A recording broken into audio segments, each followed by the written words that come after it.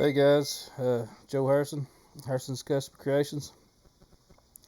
I've actually got a request from one of my subscribers on how to edit vector lines or even combine two vectors and weld those together. They were having some problem with Carbide Create, and I've not been able to do it on Carbide Create either. So I'm going to show you what I use. I use Inkscape. It's a free vector editor software. It works really well with Windows. I'm not sure for MacBooks or other operating systems, but it looks like that when you open it up. And we're going to do a quick little project just to show you how that works. I'm going to import a file. It's actually just an alphabet that I bought off of Etsy, and it's already vectors.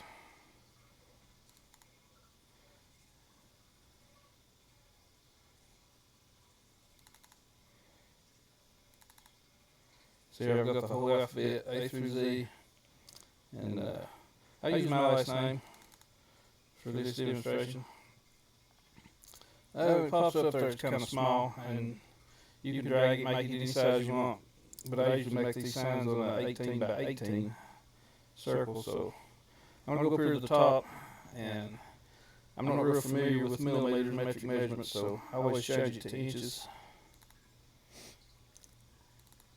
And then I change my width and height to 18.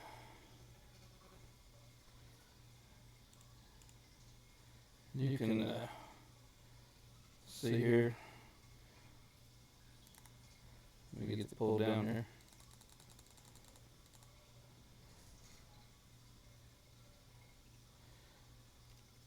There's that. Now I always put a name in this space here, and to do that, first we have to create a text over here.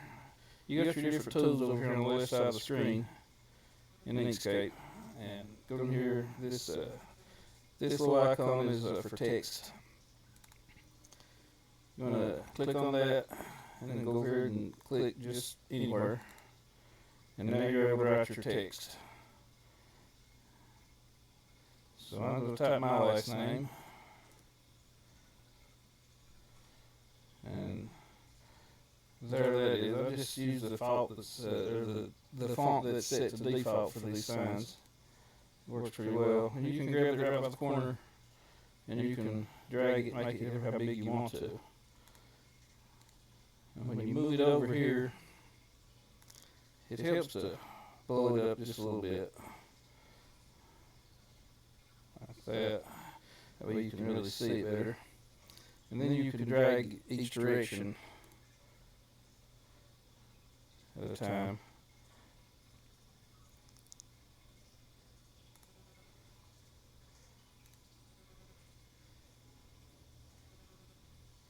Just drag it till it looks good on the lengthwise. Now, the top and the bottom you can also drag independently, and you want those to just overlap, not much at all, just barely overlap the vector behind it. Right now these are two separate images. You just want it to overlap just enough to see it. That's a little much on the bottom.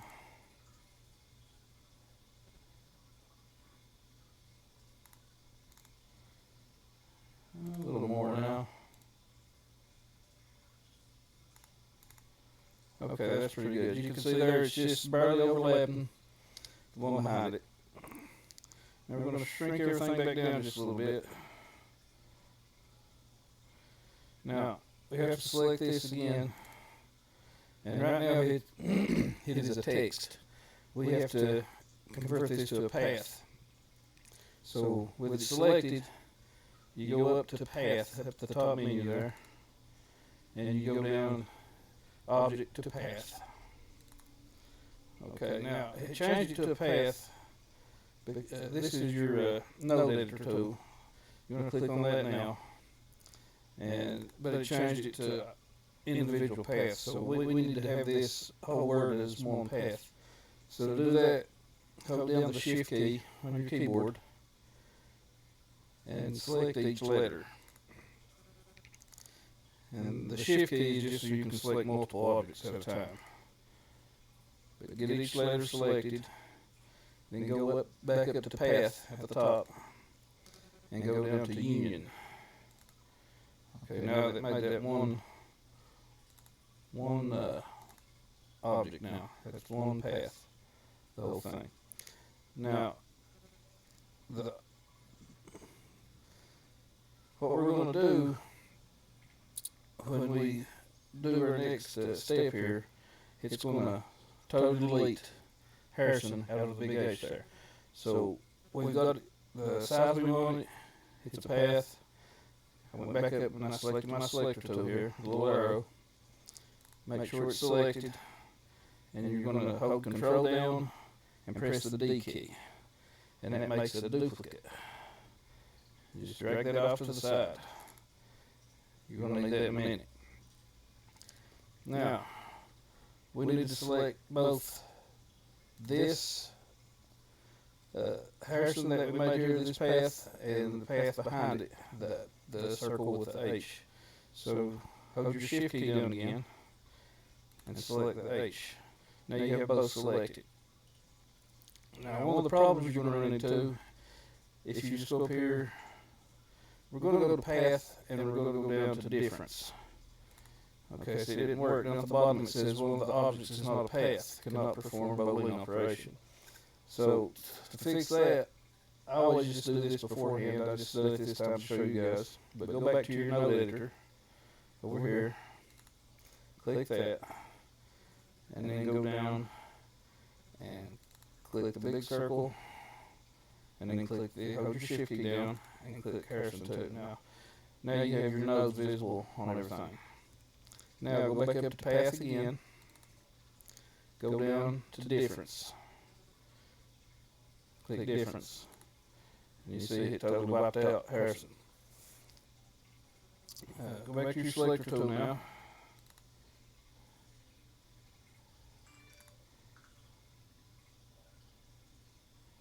I do not know what that is. We'll exit off. Get your selector tool. Now you can see on the H all the little indentations where the letters are overlapping. Okay. Go ahead and select your name over here and drag it back over close, and then blow the whole thing up again so it's a little bigger and easier to line up. Now this is the duplicate that you made.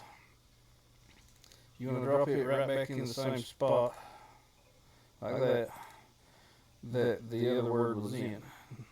Now it went into all the little indentations where it's overlapped. Now once again, go to your node editor. Right here. Click that. Hold your Shift key down. Click the big circle and click the word. Now you have both of them selected. Go back to path and go down to union. You see there, it welded everything together. Now everything is one image, one vector, one path. So that is a complete vector image now. Now, I always, when I get done with what I'm working on, go up to File, and then go down to Save As. And it'll pop up here. I usually save these actually in pictures, just because I like to keep everything separate where I know where to find stuff. But you can save it in any file you want. But I'm going to save this as we'll just call it Circle Harrison.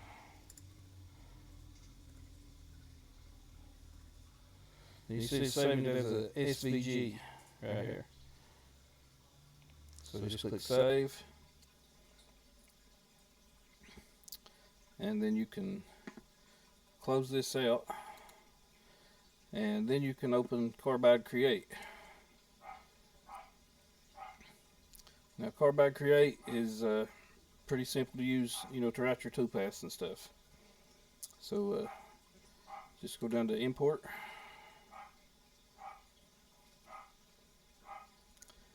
and we save that to pictures.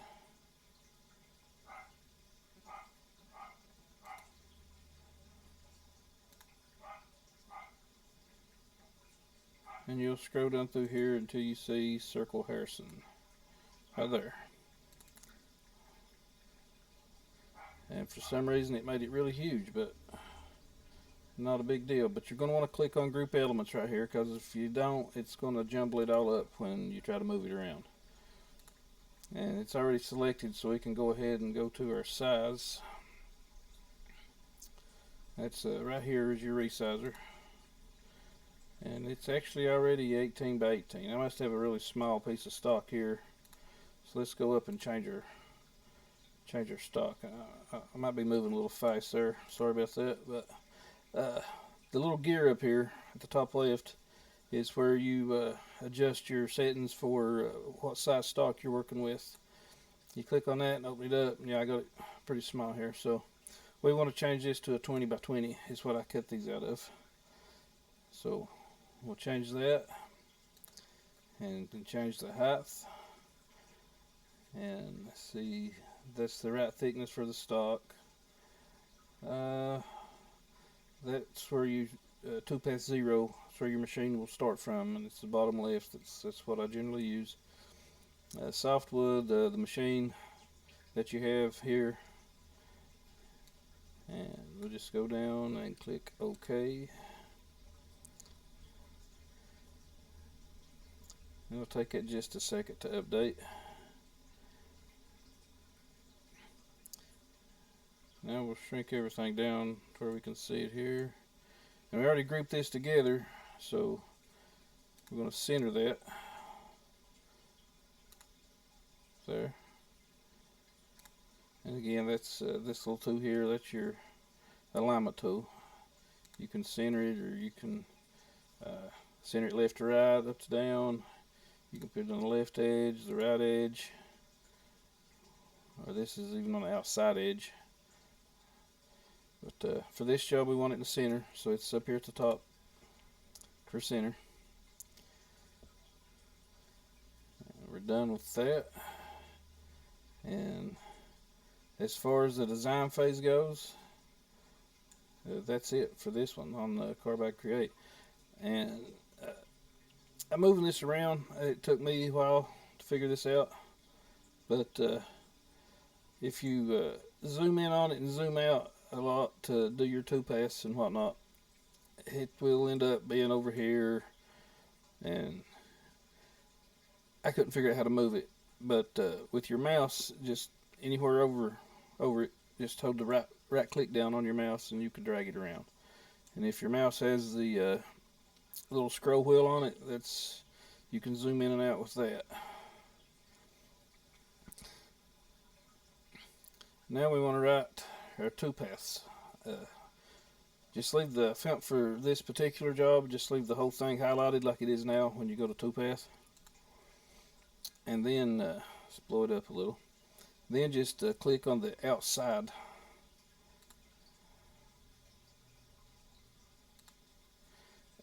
And hit unhighlights the outside, because if you leave it all highlighted at once, it may try to cut the circle out first before it does all the cutouts on the inside.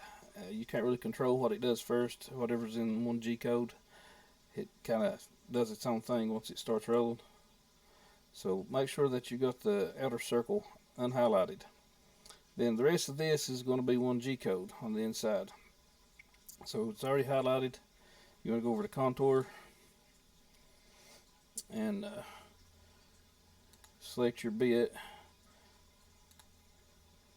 For this job I'll use a bit that I purchased from Bits and Bits company. It's a downcut bit, 4/28 inch downcut bit. And depth per pass. This is 1/4 inch plywood. That's what this is going to be cut out of. 1/4 inch plywood is actually 0.18 is the actual measurement of it. So I go 0.20. That way it does a complete cut on one pass. So that's the depth per pass, and then here's your spindle speed. It's preset. I put these settings in when I loaded the tool in the library. And just go ahead and click OK on that. Now, go down to the next section of this toolpath here. You'll see start depth, and that is it's going to start at the surface, the top of the stock. But that's what that looks like. And here it says max depth. We want it to go all the way through, so we're going to use stock bottom. You see it changed it to 0.20. That's the thickness I have in for my stock, and the max cut depth also. And we want this to do what is already highlighted, an inside left on the offset direction. That's going to cut the inside of all these pockets out you see here. So that toolpath is finished. And you can name these toolpaths if you want. I generally don't, because you can't see that when you're running the G code in carbide motion. You can't see the toolpath names, so it's really not helpful unless you're doing it for someone else and they're gonna get the file from Carbide Create and re-edit it themselves. So I mean, for your personal use, that's just optional. You can do that if you want. And click OK on that, and that toolpath is done. See, it says it'll take 10 minutes. Now, that's the inside, and that's everything on the inside. So now you have to try another toolpath to actually cut the circle out of the stock. So highlight your outer circle there. Go back up to contour again, and we're going to use the same bit, but each toolpath you write, anything that you change from the save settings, you have to go back in and change it again for the next toolpath. So click on edit, and what I'm talking about is the depth per pass.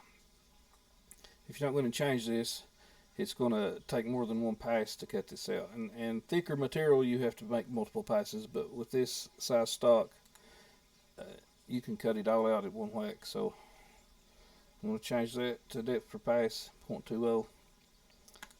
Okay, that out. And here we want to use stock bottom again. Make sure you do that, or it will not cut your circle completely out. And you see that changed to 2.0. And now in this section, the offset direction, anytime you start a contour toolpath, it automatically highlights inside left. For our last toolpath, that was what we needed, so we left it alone. But for this one, we want outside. We want it to go outside this line instead of inside. So click on the outside right tab there, and you can see that changed the little blue lines over here represent the toolpaths, by the way. And you can see that changed it to the outside of the vector. And again, you can name it if you want. And one thing you might want to do, I generally don't use tabs on these. I'll just hold it with my hand when it's about cut out. But if you want to put tabs on it, we'll go ahead and add some tabs to this one just for demonstration. But click on Edit Tabs, and that gives you just the vector that you have selected there right now. And you can go over here and you can add as many as you want. I put on 4 for this.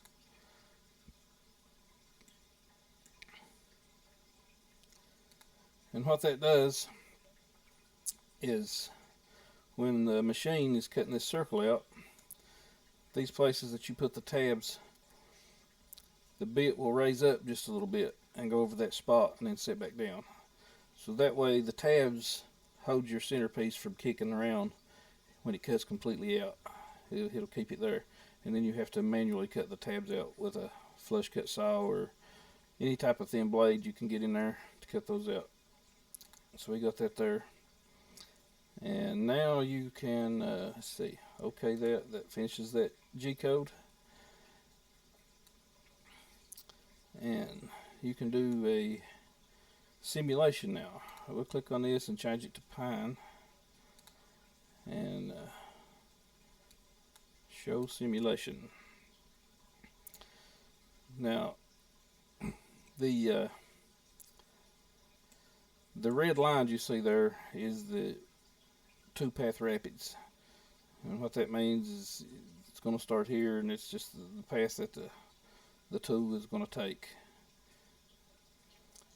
And if you zoom in, you can see everything how it's cut out, but I usually remove the rapids and remove the two paths just so you can see what you're looking at. You can zoom in. You see here the tabs. Leaves a tab there. There's one at the bottom, that side, and the top. But that shows you what your finished product. It gives you a simulation of what it should look like when it's done, and you can flip that completely over and see that it's cut all the way through. You can drag this around, do pretty much what you want with it. But now, since this job, since both two paths is using the same bit, we can leave both of them active and go ahead and write our G-code. But if this two path used one bit and this two path used another bit, you have to write two separate G-codes in order to be able to change your bit and reset your Z-axis. So to do that, if you wanted this two path to run first, you would right click this two path and click on disable, and you'll see it puts a line through that. Now when you write your G-code, it's only going to use this two path. That way you would write a separate G-code for this one, and to do that you would enable this one and then disable this one, and then you would write a second G-code. That way when the first two path finishes, the machine will actually stop like the job is done, and then you have to start another job. But then you can jog your machine and put your second bit in and reset your Z-axis, because the Z-axis has to be reset anytime the tool is changed, so the machine still knows where the surface of the stock is. But for this job, we're using the same bit for both steps, for both two paths. You just want to make sure that the two path that's on top is the one it's going to do first, and then it's going to move on to the next one. So now we're ready to write a G-code. So you just go down here and click on Save G-code. It's going to pop your screen up. I'm already in Documents. That's where I save all my G-codes. They save it's a .nc file. So we can save that again as Circle Harrison.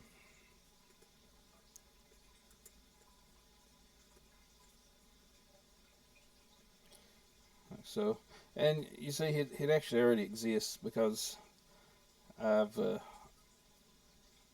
actually already done this before. But we'll click enter, and it's gonna ask about that, and we'll just go ahead and override it.